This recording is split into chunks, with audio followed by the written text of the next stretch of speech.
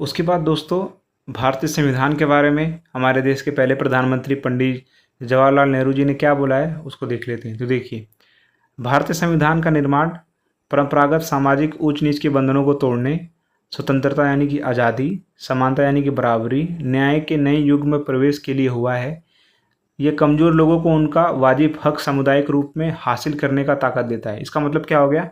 पंडित जी कह रहे हैं कि भैया संविधान हम लोगों ने इसलिए बनाया है, इसके पीछे बनाने का मकसद ये है कि जब भारत देश गुलाम हुआ करता था तो समाज के अंदर कई सारी बुराइयां थी, ठीक है। लोगों को पूर्ण आज़ादी नहीं थी, लोगों के बीच में समानता नहीं थी, न्याय नहीं मिलता था, कमज़ोर जो तबके थे उनको दबाया जाता था।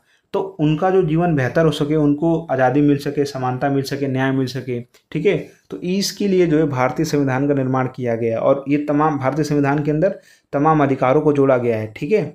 उसके बाद में देखिए, उसके बाद में दोस्तों संविधान की कुछ विशेषताओं का वर्णन किया गया है, जैसे कि स्वतंत्रता, आज़ादी, सामाजिक न्याय, अल्पसंख्यकों के अधिकारों का सम्मान है, बिल्कुल। उसके बाद में धर्मनिरपेक्षता है, सार्वभौमिक वयस्क मताधिकार है। इसका मतलब क्या होता है? सार्वभौमिक वयस्क मताधिकार का मतलब एडल्ट फ्रेंचाइज का मतलब कि जो 18 साल से ऊपर है उसको वोट डालने का अधिकार है, उसको बोलते हैं सार्वभौमिक वयस्क मताधिकार। संघवाद है, ठीक है। तो ये तमाम चीज़ें हैं। उसके बाद में दोस्तों प्रक्रियागत उपलब्धि क्या होती है? प्रक्रियागत उपलब्धि का मतलब होता है, इसका मतलब क्या होता है? संविधान का विश्वास राजनीतिक विचार विमर्श से है। संविधान सभा असहमति को भी सकारात्मक रूप से देखती थी, ठीक है। उसके बाद में संविधान सभा किसी भी महत्वपूर्ण मुद्दे पर फैसला बहुमत से नहीं, सबकी अनुमति से लेना चाहती थी। वे समझौतों को महत्व देते थे। संविधान सभा जिन बातों पर अडिग रही वो हमारे संविधान को विशेष बनाती थी। ये बता रहे कि किस प्रकार से संविधान सभा जिस पे जिम्मेदारी सौंपी गई थी कि भारत देश का संविधान बनाएगा, किस तरह से उन्होंने जो है संविधान का निर्माण किया है। आगे देखते हैं संविधान की कुछ आलोचनाएं भी। अब देखिए, जरूरी नहीं कि संविधान की कुल सारी सारी तारीफ हो रही है, कुछ आलोचनाएं भी हैं, ठीक है दोस्तों, कुछ बुराइयां भी हैं। हमें बुराइयों को भी देखना चाहिए। जरूरी नहीं कि आपकी कोई लल्लो चप्पो करो, आपकी कोई तारीफ करे तो आपको हवा में उड़ना, नहीं।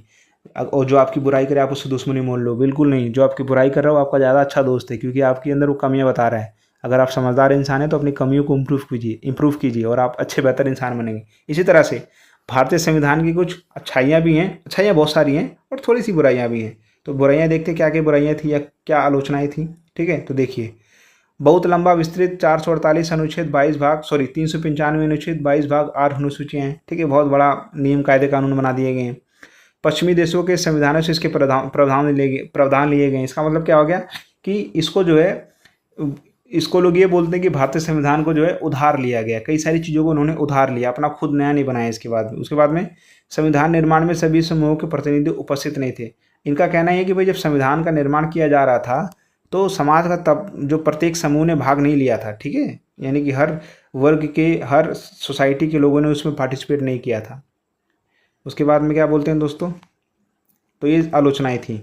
ये देखिए किस प्रकार से जो है भारतीय संविधान बनने के बाद जो है आपस में प्रारूप समिति के अध्यक्ष और संविधान सभा के अध्यक्ष राजेंद्र प्रसाद जी और बी आर अम्बेडकर जी आपस में एक दूसरे को बधाई देते हुए। अब एक चीज़ आता है इसके अंदर, भारतीय संविधान के अंदर संशोधन, ये आप लोगों को पता होना चाहिए। संशोधन का मतलब क्या होता है? संशोधन का मतलब इंग्लिश में होता है अमेंडमेंट और हिंदी में इसका मतलब होता है किसी चीज़ को बदलना, ठीक है। पुरानी चीज़ को ख़त्म करके नई चीज़ को लाना, उसी को क्या बोलते हैं? संशोधन बोलते हैं। तो देखिए संशोधन का मतलब क्या होता है? संशोधन की प्रक्रिया केवल संसद में शुरू होती है। मान लीजिए संशोधन का मतलब क्या होता है कि संविधान के अंदर कुछ कानूनों को आपको बदलना है। बिल्कुल दोस्तों, जरूरी थोड़ी ना कि कोई चीज़ अगर 50 साल पहले या 40 साल पहले बन चुकी थी तो ज़िंदगी भर के लिए वो ज़रूरी रहेगी, ठीक है। मान लीजिए कि आज कोई कानून हम लोग बनाते हैं सोसाइटी से रिलेटेड, तो ये हो सकता है कि 100 साल के बाद, 150 साल के बाद जो है वो कानून की ज़रूरत ना रह जाए, समाज उससे बहुत बेहतर हो जाए, ये समाज की जो डिमांड है वो बढ़ जाए, बदल जाए, जिसकी वजह से कानूनों को क्या हमें समय समय पे क्या करना पड़ेगा? अपडेट करना पड़ेगा, ठीक है। तो इसी तरह से संविधान के अंदर जो अपडेट होता है उसी को हम बोलते हैं संविधान में संशोधन, ठीक है। उसके बाद में देखिए संशोधन की प्रक्रिया कौन सी अनुच्छेद से? 368 में। याद रखिएगा, भारतीय संविधान के अंदर अगर आपको बदलाव करना है तो कौन से अनुच्छेद के तहत? अनुच्छेद 368 के तहत। आगे देखिए, उसके बाद में संशोधन का अर्थ ये नहीं कि संविधान के मूल संरचना में परिवर्तन कर दिया जाना है, यानी कि जो बेसिक स्ट्रक्चर है उसको नहीं बदलना है, ठीक है। संशोधनों के मामले में भारतीय संविधान लचीलेपन व कठोरता का मिश्रण है, यानी कि यहाँ पर संशोधन करना आसान भी बहुत ज़्यादा है और मुश्किल भी बहुत ज़्यादा है, ठीक है। उसके बाद में देखिए उसके बाद में 1950 में संविधान को लागू होने से अब तक लगभग 105 संशोधन किए जा चुके हैं। ठीक है, हमारा जो भारतीय संविधान है कब लागू हुआ था? 26 जनवरी 1950 को। तब से लेकर के आज, ठीक है, कुल कितने बदलाव किए जा चुके हैं? 105। उसके बाद में 124 संविधान संशोधन विधेयक पारित हुए हैं, जिनमें से 124वां संविधान संशोधन बिल के अनुसार सामान्य वर्ग के आर्थिक रूप से कमजोर, जिसको हम लोग क्या बोलते हैं? EWS, ठीक है ना, इकोनॉमिकली वीकर सेक्शन, जिसको जो है 10% आरक्षण देने की बात की गई थी, वो लेके आया गया था। उसके बाद में दोस्तों, संविधान संशोधन विधेयक के मामले में राष्ट्रपति को पुनर्विचार के लिए भेजने का अधिकार नहीं है।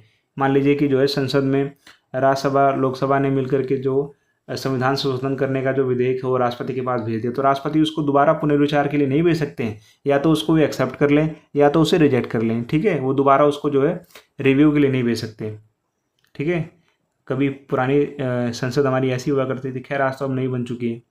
एक बार और दोस्तों आप लोगों से जो है रिक्वेस्ट है कि आप लोग मेरे यूट्यूब चैनल को सब्सक्राइब कीजिए। देखते कई सारे लोग हैं लेकिन सब्सक्राइब नहीं करते, प्लीज़ ऐसा मत कीजिए, आप लोगों के लिए बहुत मेहनत कर रहा हूँ।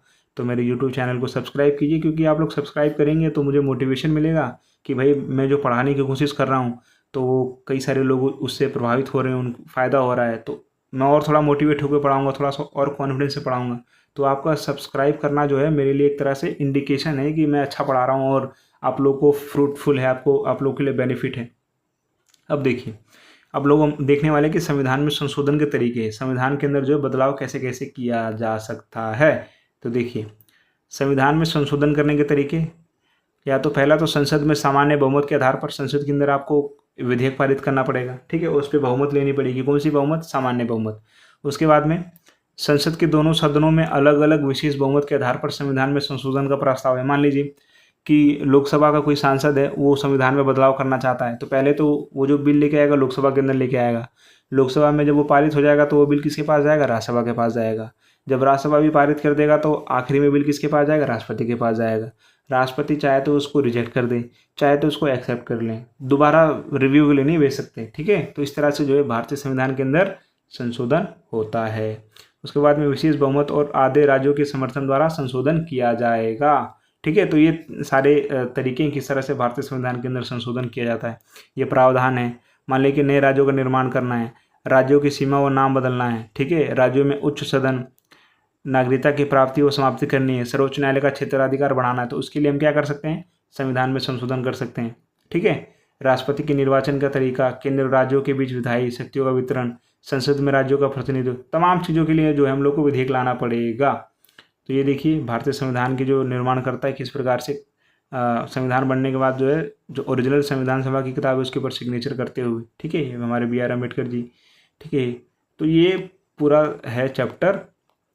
उसके बाद में एक और टॉपिक आता है कि भाई हम कैसे कह सकते हैं कि भारतीय संविधान जो है एक जीवन दस्तावेज है, एक लिविंग थिंग है। तो मैं उसको कहने के पीछे कई सारे कारण हैं। संविधान एक गतिशील दस्तावेज है, हमेशा हर समाज के लिए वो रेलेवेंट है। ठीक है, उसके बाद में देखिए भारतीय संविधान को कब बना था? 1949 में बना था। लागू कब हुआ था? 26 जनवरी 1950 के अंदर। 50 से लेकर के आज कितने साल हो गए दोस्तों? आज हो गए कम से कम आपके 74-75 साल हो गए हैं। लेकिन आज भी जो हमारा भारतीय संविधान है वो कैसा है? रेलेवेंट है, ज़रूरी है। ठीक है, ऐसा नहीं कि संविधान समय के साथ पुराना हो गया, बिल्कुल अप टू डेट है। उसके बाद में दोस्तों भारतीय संविधान का अस्तित्व लगभग 72 वर्षों से है। इस बीच यह संविधान के अनेक तनाव से गुजरा है। भारत में इतने परिवर्तन के बाद भी यह संविधान अपनी गतिशीलता और बदलती हुई परिस्थितियों के अनुसार सामंजस्य के साथ कार्य कर रहा है। अभी भी किसी ने इसके ऊपर उंगली नहीं उठाई कि संविधान पुराना हो गया है। ठीक है, उसके बाद में दोस्तों परिस्थितियों के अनुकूल परिवर्तनशील रह गई चुनौतियों का सफलतापूर्वक मुकाबला किया है। समयानुसार परिस्थितियों के बदलने पर संविधान के परिवर्तन में किए जाते हैं जो किसी जीवन दस्तावेज के ही मुमकिन है। उसके बाद में देखिए संविधान सभा किस तरह से जो है भारतीय संविधान का निर्माण कर रही है। तो दोस्तों यही आपका पूरा चैप्टर था जिसके अंदर हम लोगों ने 3 टॉपिक तो मोटे मोटे पढ़े, लेकिन उसमें कई सारे सवाल थे जिसको हम लोगों ने अच्छी तरह से कवर किया। ठीक है, सबसे पहले हम लोगों ने पढ़ा कि भाई संविधान क्या है। ठीक है, संविधान को हम लोगों ने बेहतर तरीके से समझा, संविधान क्या है। उसके बाद में संविधान की आवश्यकता क्या है, हमें संविधान की ज़रूरत क्यों है, why do we need constitution. उसके बाद में हम लोगों ने समझने का प्रयास किया कि भारतीय संविधान का निर्माण कैसे बना, कैसे गठन हुआ, कौन सी समिति बनाई गई थी, कौन कौन से लोग थे। ठीक है, ये सब चीज़ों को पढ़ने के बाद जो है हम लोगों ने क्या पढ़ा, उसके बाद में पढ़ा कि संविधान सभा की प्रकृति कैसी थी, जिन्होंने संविधान बनाया था वो उनको कैसे चुना गया था, ठीक है। उसके बाद में सबसे इम्पोर्टेंट टॉपिक हम लोगों ने इसके अंदर पढ़ा दोस्तों कि भारतीय संविधान के स्रोत क्या क्या हैं, what are the sources from which countries we have adopted some basic features of their country, ठीक है।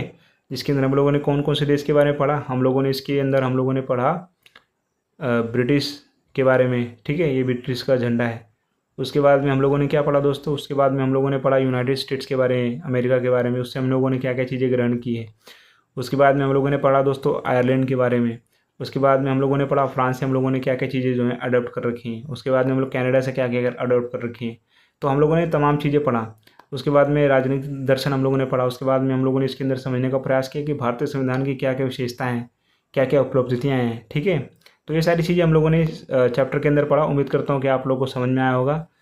अगर आप लोगों को समझ में आए तो प्लीज़ मेरे यूट्यूब चैनल को सब्सक्राइब कीजिए और अपने दोस्तों को भेजिए, शेयर कीजिए ज़्यादा से ज़्यादा, और बने रहिए और खूब बढ़िया से पढ़ाई कीजिए। गर्मी बहुत ज़्यादा है तो अपने सेहत का ध्यान रखिए, पढ़ाई भी करना है, ठीक है। अब छुट्टियां ख़त्म होने वाली हैं तो अब जो है बिल्कुल एक्टिव मोड में आ जाना है, तैयारी करनी बढ़िया से और अपने सेहत का भी ध्यान रखना है।